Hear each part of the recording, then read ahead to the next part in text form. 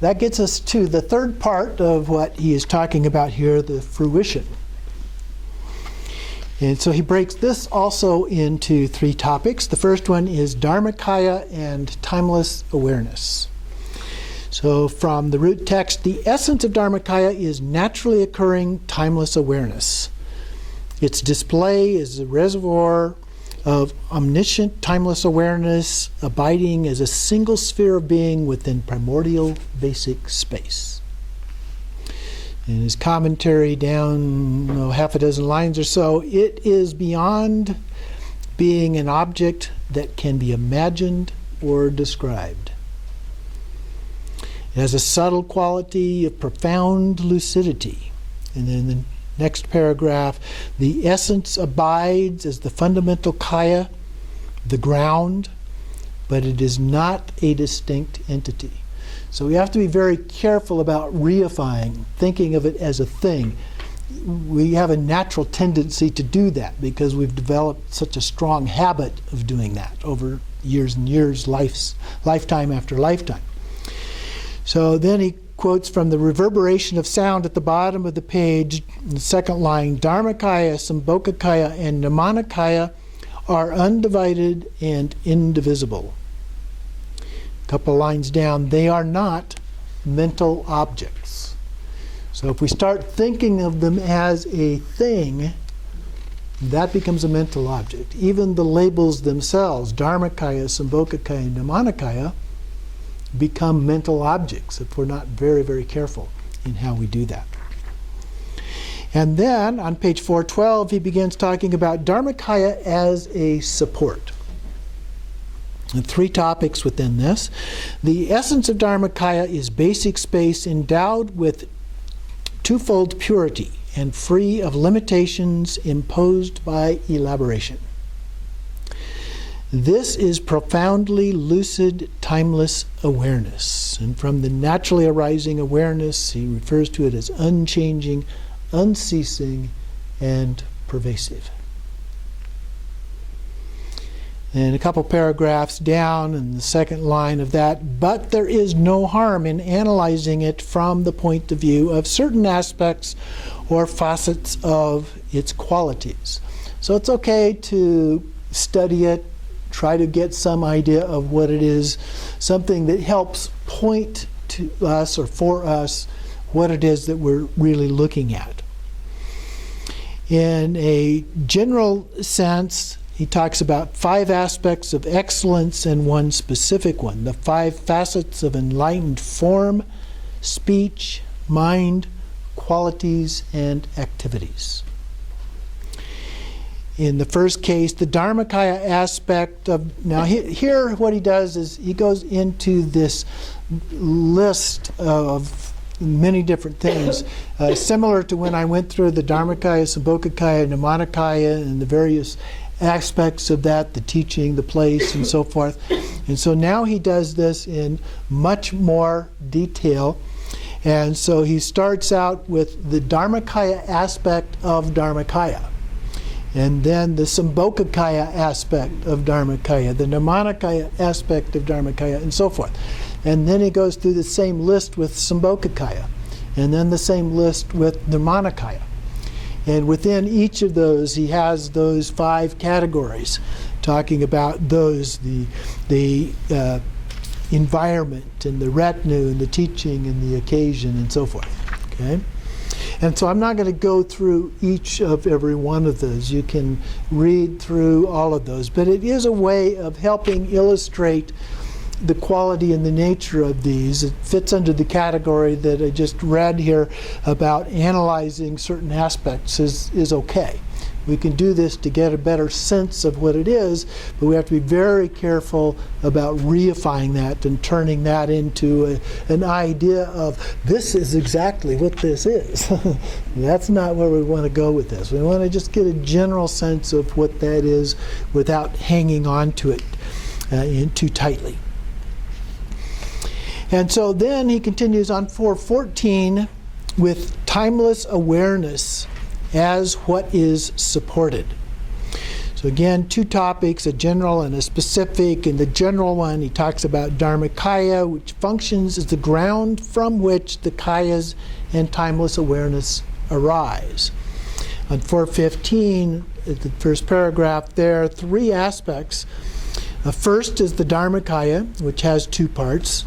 He does a brief and an extensive presentation, and it talks about the brief presentation, which includes the quote there, and then his commentary, which is the extensive, which has three parts. The first one is the originality, or the originally pure essence of being, the empty quality of awareness that is free of elaboration, and so is the unique sphere of being as basic space.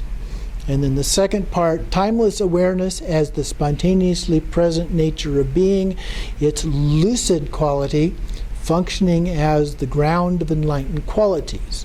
And then the third part, the timeless awareness as all-pervasive responsiveness, abiding as the open avenue for the process of arising, and so evoking in all their limpidity the rupakayas and the aspects of timeless awareness they entail.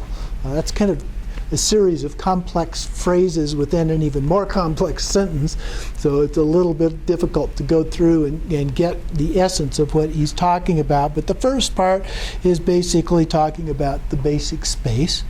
The second part is talking about its lucid quality. And the third part is talking about this, the different kayas, the rupakaya aspect of this that they entail, so the form aspect of all of this. So then he goes on into the second category on page 417, Sambhogakaya and timeless awareness. So from the root text, he says, the essence of Sambhogakaya is the spontaneously present nature of being. Its display is the five Buddha families and the five aspects of timeless awareness manifesting to fill all realms of space. So he adds that this is inseparable from the Dharmakaya. It represents the Buddhas, the five families that manifest, become evident outwardly. If we're at this level, we can begin to recognize the five Buddha families. They become evident to us, and then together with the five corresponding aspects of timeless awareness. So first we have the Sambhogakaya as a support. And here he talks again about three topics: the essence, meaning, and classification. In terms of the essence, he says it is the embodiment of spontaneously present timeless awareness, endowed with the major and minor marks. Now in the Sambhogakaya, particularly when we look at the text on Buddha nature, it goes through and talks about the major and minor marks of a Buddha, lists of very long lists actually of these various marks that are associated in most cases. There are of course exceptions, as there always are in Buddhism, with the Sambhogakaya form of a Buddha. And so that's what he's referring to here. And he says, yet without independent nature. So the Sambhogakaya is not independent of the others. And then on page 418, he talks about three groupings of five elements each. And so again, here he goes through that same format that he did with the Dharmakaya. So here he talks about the Dharmakaya aspect of Sambhogakaya, the Sambhogakaya aspect of Sambhogakaya, and the Nirmanakaya aspect of Sambhogakaya. And so then, continuing on, he goes into the timeless awareness of what is supported on 420. And here he goes through, and now remember the Sambhogakaya, we're talking about the five Buddha families. And so here he talks about these, and I won't read the entire section here, but he has a quote. He talks about mirror-like awareness, awareness as equalness or equanimity, awareness, discerning awareness, discriminating awareness, the awareness as spontaneous fulfillment or all-accomplishing awareness, and then the basic space of phenomena, or dharma dhatu. And so these are the 5 wisdoms associated with the 5 Buddha families. Okay, so we're just spelling those out, and it goes on, has several quotes that basically reiterate all of that. And then on page 424, he talks about the Nirmanakaya and timeless awareness. So from the root text, he says, the essence of Nirmanakaya is the ground for the arising of responsiveness. Its display manifests in whatever way is necessary to guide under any circumstances, while its supreme enlightened activity brings mastery. So here in his commentary, he says it's identical in essence to Dharmakaya and Nirmanakaya, and the display manifests as distinct teachers for spiritually undeveloped people, Shravakas, Pratyeka Buddhas, and other impure individuals who are to be guided. So here the Nirmanakaya is the physical manifestation, so he's saying this manifests in the form of actual teachers who can help all of these different categories of people to be able to benefit and move beyond this level, the level at which they are currently. And so the Nirmanakaya as support, he quotes from the natural arising awareness, Nirmanakayas reveal themselves in whatever way is necessary to guide, manifesting in accord with others' perceptions. So depending on how people, individuals, let's say, perceive and what their needs are, whatever their level of perception is, they manifest at the appropriate level to help them. And they can appear as anything at all. There are some examples within various texts of them appearing as a tree or appearing as an inanimate object of some kind, or they appear as a deity, or they appear as some other manifestation. So a wide variety of possibilities depending on the needs of the individual. At the top of the next page, he talks about 2 kinds, the Nirmanakayas who have completed all that is to be done, not yet released from the physical body. So they've completed all of that, but they're still in a physical body form. And the Nirmanakayas who do what is to be done, and the display that arises from basic space, that can be threefold and benefit through artistic expression, emanate through conscious rebirth, and sublime emanations. So a wide variety of ways in which they can bring this manifestation to benefit beings as a part of that. So then he talks about, goes through the same series then of the 3 different aspects, the Dharmakaya aspect of Nirmanakaya, the Sambhogakaya aspect of Nirmanakaya, and the Nirmanakaya aspect of Nirmanakaya, and explains each of those.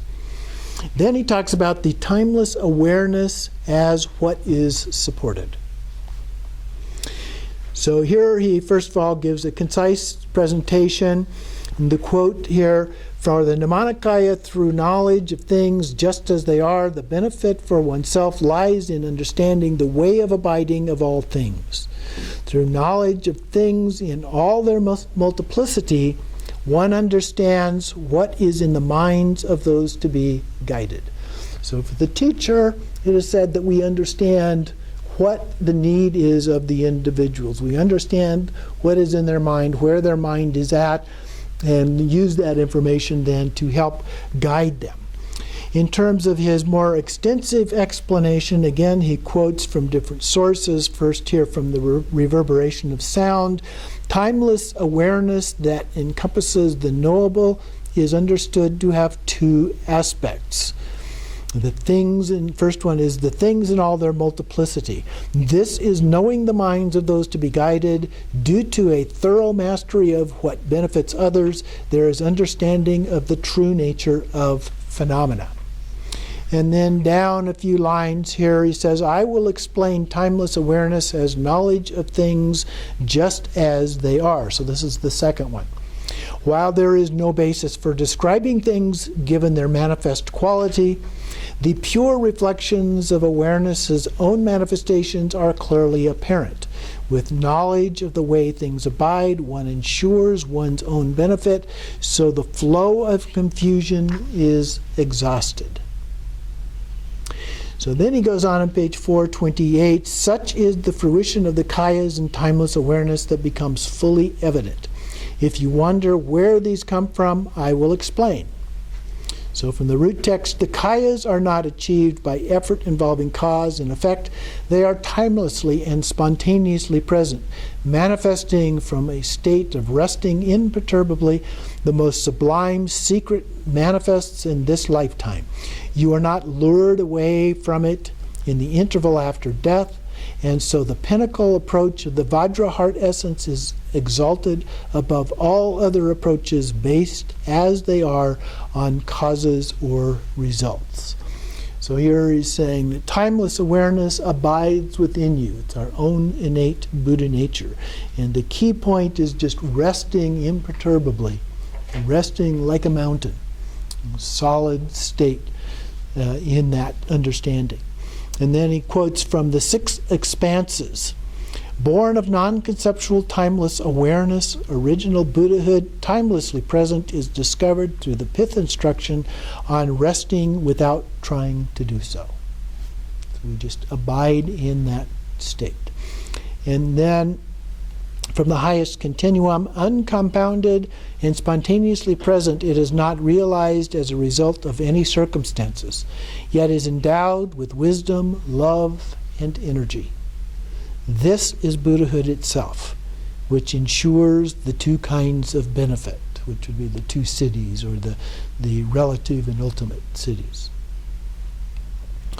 So in his last paragraph there, since all phenomena already constitute the timelessly awakened state of Buddhahood, awakening to Buddhahood anew, again he's saying we have to do this again, happens without effort or achievement. So then moving on to the conclusion here. Thus the main body of this treatise is finished. Now the entire work is concluded under 7 headings. The first heading, the environment in which this work was composed, is such an excellent way. And so from the root text, such is the song of the Vajra heart essence, the true nature of phenomena. This primordially pure nature, equal to space, arises naturally in the unchanging environment, free of underlying basis or foundation, becoming apparent as a display that is without transition or change. And he comments on that, the supreme secret song of the Vajra heart essence, the infinite state of spontaneously present genuine being, was composed on the summit of a mountain that is a site of spiritual attainment, a source of all that is precious, a place blessed by the self-arising ruler Padmakara. That's Padmasambhava. On this mountaintop where 100 visions appeared to me in a single instant and so brought me ease within mind itself, I wrote down this secret song from the Dakas and Dakinis. So he gives an explanation there of what his experience was in the writing of this. The second topic, the subject matter, the meaning to be realized. From the root text, this is the meaning of the spontaneous supreme expanse of being, an infinite state of timeless equalness. Without having gone anywhere, you reach your primordial nature. This is true nature. This true nature, unwavering and spontaneously present, is not subject to restrictions and is free of bias. He quotes from the glorious Brahman who sings, whatever you perceive, that is suchness. Today, like me, your guide, you have cut through confusion. Now you do not have to ask anyone about it. You've got it, the whole thing. And then number 3, down a little bit further, just above the quote from the root text. My nature can be showed to be that of one who has mastered the words of this treatise and their meanings. So from the root text, the meanings concern the spacious realm equal to space just as it is. There, the monarch of the naturally occurring vast expanse never wavers. Free in the natural state of things in all their variety, I have reached the ultimate womb of basic space, which cannot be characterized as some thing. So in his commentary, about halfway down on the next page, halfway down in the first paragraph on the next page, writing in a one-pointed state of meditative absorption, reflecting on the teachings, I composed this text. That's important for two reasons. Not only to illustrate the state in which he was at the time he was doing that, but also to illustrate that we can be in that state when we're doing other things. Okay? This is not just about getting into a state that we meditate in. Okay? It's about recognizing this awareness in a way that stays with us when we get off of the cushion and we go about the rest of what we do. The fourth one, on down a little below the middle part of the page, the way in which the text was composed. From the root text, when my realization was certain, I, a yogin who is like the sky, wrote this summation of my own experience together with appropriate scriptural citations, setting it down in accord with the 21 transmissions of the category of mind, the 3 sections of the category of expanse, and the 4 sections of the category of direct transmission. So he's referring to the various texts, the root texts of the 3 branches of Dzogchen there. And then he goes through some detail about all of those texts, listing those texts and so forth. On page 435 then we have number 5. I dedicate my work to the enlightenment of all. From the root text, by this virtue may all beings without exception effortlessly reach the primordial ground. May they become spiritual rulers who spontaneously accomplish the 2 kinds of benefit, dwelling on the level of Samattabhadra without transition or change. And then he comments on that, starting in the second line there. It is my aspiration that all this virtue serve as a cause of the complete enlightenment of all beings without their having to exert themselves or strive in the least. Thank you, Longchenpa. We deeply appreciate that. Number 6, to ensure that everything is completely auspicious, I dedicate this virtue so that well-being and excellence increase on a vast scale. So from the root text, in all directions may there be well-being, splendor, and wealth, so that everything that is wished for is spontaneously accomplished as though in a pure realm. May the drum of spiritual teachings resound and the victory banner of liberation be raised. May the sacred teachings never wane, but spread and flourish. On page 436, he breaks the colophon, breaking with the title, beginning with the title. So this is number 7, broken into some parts here. This text, entitled The Precious Treasury of the Basic Space of Phenomena, mind itself is the basic space of phenomena, spontaneously present by nature. It is described as a precious gem, and since it serves as the source of all phenomena of samsara and nirvana, it is described as a treasury. So he's explaining the use of those 2 words here. And then he goes on, the next part of this colophon, by a yogin of the most sublime spiritual approach. And so he comments on that. The Vajrayana, the spiritual approach based on the fruition, is the pinnacle of all approaches. It is the innermost heart essence, or the very pinnacle, is natural great perfection.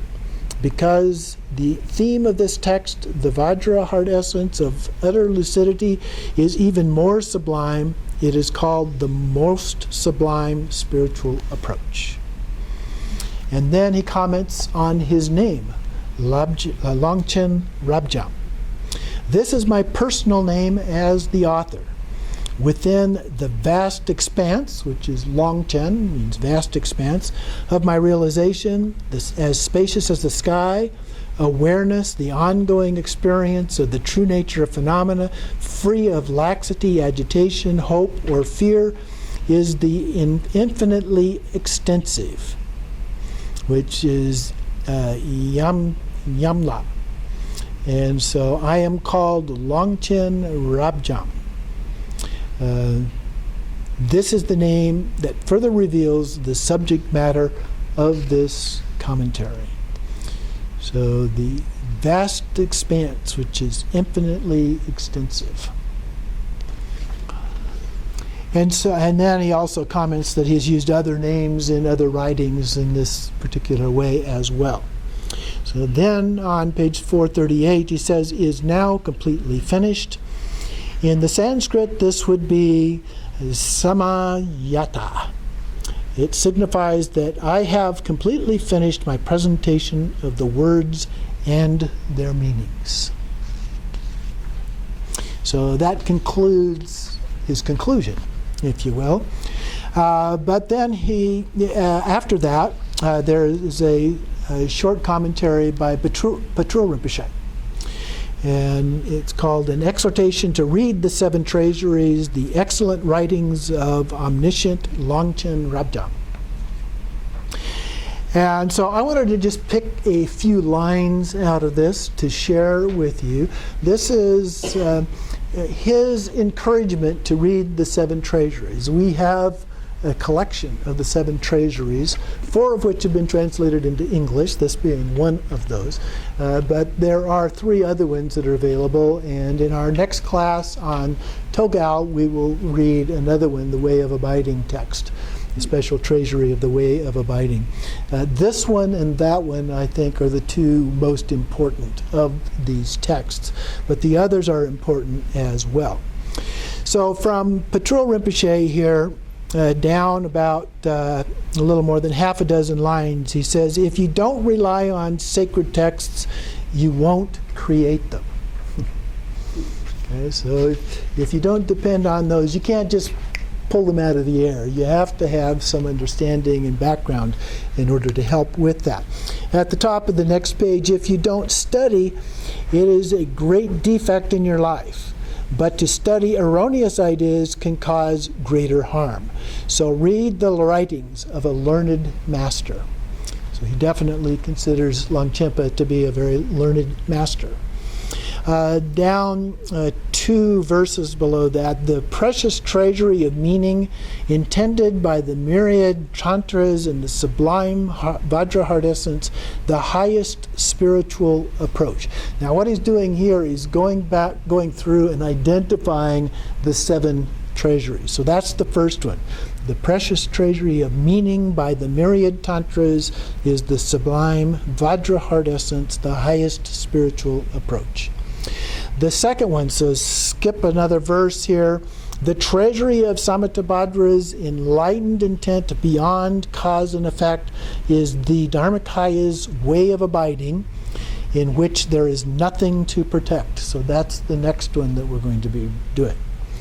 Again, going down to the next verse, summarized, so this is number 3, the summarized in groups of 6, the perfect treasury of sacred Dharma distills the heart essence of all pith instructions. That one is also currently available in English. The fourth one then, the next verse, the entire Buddhist teachings are completely explained in just one treatise, the precious treasury of philosophical systems. That one is also available in English. At the top of the next page, the fifth one, the treasury concerning study, reflection, and meditation on all methods of Dharma. What to accept and reject in every situation beautifully shows how to fulfill one's wishes. That one is not yet available. Then in the next verse, the number 6, the meaning intended by the highest spiritual approach is excellently summarized in a single treasury of practical key points of pith instructions that spins their import into 11 chapters of words and their meanings. That one is also not currently available. All of these are scheduled to be translated, but it's a long, slow process. And then finally, the 7th one, especially the precious treasury of the basic space of phenomena, the most profound of all, is the depth of mind of the omniscient Lama that beautifully reveals the meaning of Dharmakaya, genuine mind itself to be naked awareness with nothing to be added or dispelled. That's the text that we have just completed. Okay? And skipping a verse, he says, an excellent text like this is the treasury of all sacred Dharma. The consummate content of all teachings is nakedly revealed as timeless awareness of Dharmakaya. Even if all teachings were compared, there would be nothing more than this. Going on to page 446. So now just pick out a few lines to share with you here. About the middle of the page, he says, Buddhahood is not cultivated. It is the expanse of naked emptiness and awareness. Buddhahood is not cultivated. It is the expanse of naked emptiness and awareness. And then down towards the bottom of the next verse, this treasury of the basic space of phenomena is the quintessence of Dharma. And the bottom of the next verse, if you discover its enlightened intent, you are a Buddha right now. And then about the middle of the next page, 447, starting on the second line there, if you read this text, supremely joyful, timeless awareness will arise. And then at the bottom, the verse at the bottom of that same page, 4 lines from the bottom of the page, regardless of what manifests, you are expansive. Whatever you do is all right. Without the usual reactions of hope and fear, you are relaxed, resting in equipoise. Page 448. About 8 lines, the second verse from the bottom. Besides studying these texts, there is no other practice. This itself is the heart essence of meditation and sadhana practice. On the next page, the bottom of the second verse there, in the naturally settled state, mingle your mind with these texts, and it will instantly become expansive and nakedly unobstructed. And then continuing on in the next verse, that is direct introduction. That is genuine timeless awareness. That itself is the spiritual advice of the omniscient Lama. That is the main teaching as well as the real bestowal of empowerment. That practice of the heart essence is sufficient in and of itself. And skipping a verse, the first line of the next one, read them again and again. Read by bringing them into your experience. So that's really the key. Reading them is one thing, but you want to get to where that becomes part of your experience. And then the last verse at the bottom of that page, listen. These are the very heart of the heart essence. There is nothing more profound than these. They are a treasury of blessings. They are the revelation of the heart essence. They are the presence of the teacher. They are holding the Buddha in the palm of your hand. And then going down further on that page, we're on 450 now, be the third verse from the bottom, easygoing yet stable concentration. This is it. And then the start of the next verse, since it rests in you, don't seek it elsewhere. Skipping a line, don't practice with exertion, forsaking what is effortless. And then in the top verse of the next page, second line, if you want to relax completely, you can relax in this. Okay? Just be there. At the bottom of the next verse, last line there, it is definitely true. Buddhahood is within you. And then skipping the next two verses, when I met and studied excellent texts such as these, even for a bad person like me, in whom the 5 poisons burn, whose mind is enslaved by distraction, and for whom it is difficult to dislodge confused perceptions, the appearances of conditioned existence became evanescent. Okay? So very, very high praise from Patrol Rinpoche for these texts and the effects and potential that they can have in our practice, in our understanding, and then in helping us to manifest as Buddhas. So that concludes our use of this particular text, the treasury of the basic space of phenomena, and his commentary on that.